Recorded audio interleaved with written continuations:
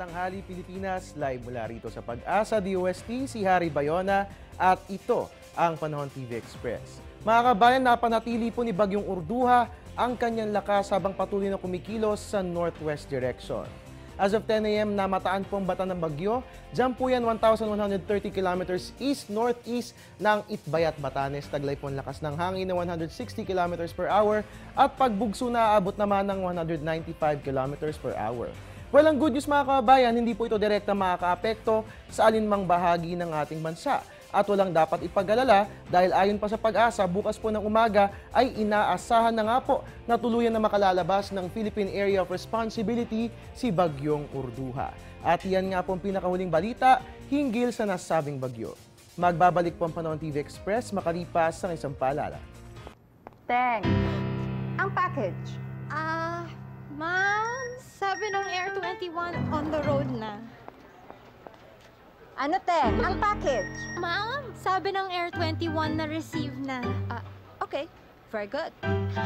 Basta padala, sagot ka ng Air 21. May real-time delivery updates via text para worry-free ka. Teng, ang package, napadala mo na? Yes, ma'am, sa Air 21. Sa Air 21, sagot ko, padala mo. Mga kabayan, mahalagang malaman bakit nga ba malamig ang hanging amihan. Panoorin po ang kasagutan sa napapanahong kalaman.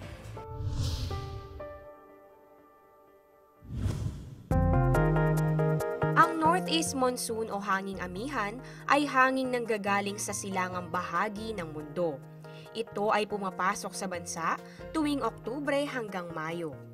Ito ay taon-taong nangyayari dahil sa axial inclination ng mundo at sa tulong ng solar radiation na siyang nakakaapekto sa temperatura ng karagatan at kalupaan.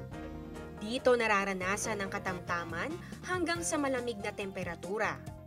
Ang amihan ay isa lamang sa mga hudyat ng papalapit na Kapaskuhan.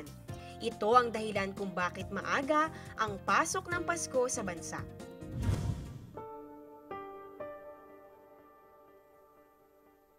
Ang programang ito ay hatid sa inyo ng Air 21. Sagot ko, padala mo! At iyan nga po muna ang latest mula rito sa Pag-asa DOST. Mga kabayan, samahan po natin si Weather Girl April Enerio. Mamaya po yan sa News at 1 at siya na nga po inyo makakasama sa pagbabantay kay Typhoon Urduha. Inyo nga pong nakasama ngayong Tuesday morning ang inyong weatherman, Harry Bayona, nagpapaalalang tiwala lang, may tamang panahon ang bawat pagkakataon. Magandang tanghali sa inyo lahat.